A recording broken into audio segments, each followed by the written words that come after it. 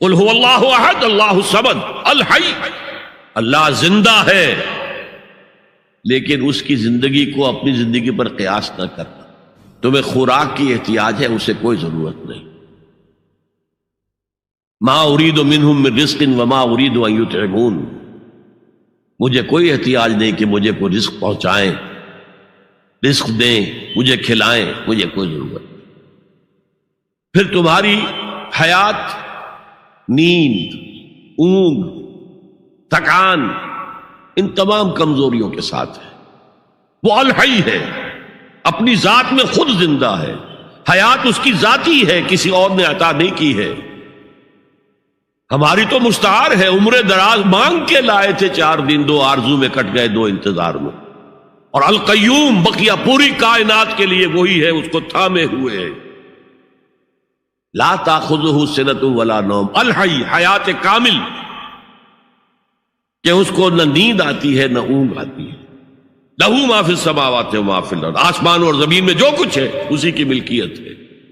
تم کسٹوڈینز ہو، تم امین ہو، این امانت چند روزہ نزدماس، در حقیقت مالک شے ہر شے خداست۔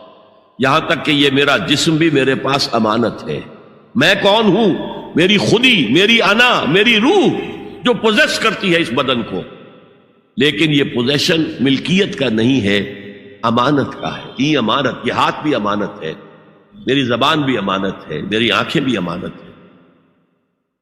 من ذا الذی یشفع عندہ الا باذنہ، یہ یہاں پر انداز بڑا پرجلال۔ کون ہے وہ جو شفاعت کر سکے اس کے دربار میں مگر اس کے اذن سے؟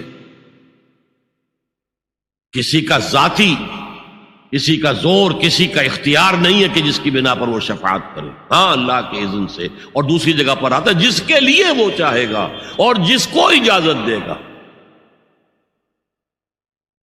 جیسے کہ آتا ہے اما یتساءلون میں، یوم یقوم الروح والملائکۃ صفا، اور ان میں سے کوئی بھی بات نہیں کر سکے گا، کلام نہیں کر سکے گا، لا یتکلمون الا من اذن له الرحمن، سوائے اس کے جسے رحمان اجازت دے، وقال صوابا، اور صحیح بات کرے گا، کوئی غلط بات نہیں کرے گا۔ یعلم ما بین ایدیہم وما خلفہم ولا یحیطون بشیء من علمہ الا بما شاء، وہ تو جانتا ہے جو کچھ بھی ان کے سامنے ہے اور ان کے پیچھے ہے، اور یہ کوئی احاطہ نہیں کر سکتا مخلوقات میں سے، اس کے علم میں سے کسی کا بھی، سوائے اس کے جو وہ خود چاہے۔ یہاں بڑے ہی لطیف انداز میں شفاعت باطلہ کے تصور کی نفی ہو گئی۔ دیکھیے، آپ کہیں جا کر کسی مجسٹریٹ سے سفارش کرتے ہیں تو کیا کہتے ہیں؟ اجی یہ فائل کے اوپر جو کچھ ہے آپ اس پر نہ جائیے، یہ گواہیاں وغیرہ جھوٹی ہو گئی ہیں، میں آپ کو بتاتا ہوں اصل بات کیا ہے۔ اللہ کے سامنے کوئی یہ کہہ سکے گا اے اللہ تیرے علم میں نہیں ہے، میرے علم میں ہے؟ یعلم ما بین ایدیہم وما خلفہم، وہ تو جانتا ہے جو کچھ ان کے سامنے اور جو کچھ ان کے پیچھے ہے۔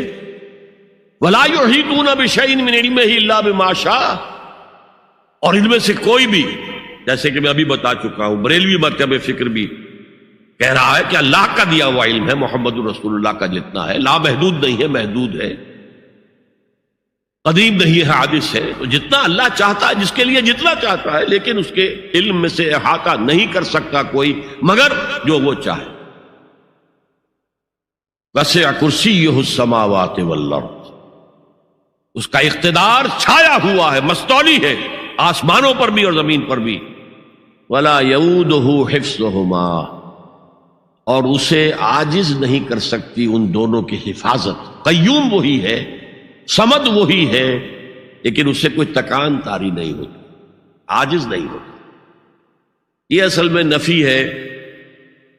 جو تورات حافظے سے مرتب کی گئی تھی، 587 میں نبوکدنضر کا جو حملہ ہوا تھا، اس میں اصل تورات گم ہو گئی۔ اس وقت سے آج تک وہ اصل تورات ان کے پاس نہیں۔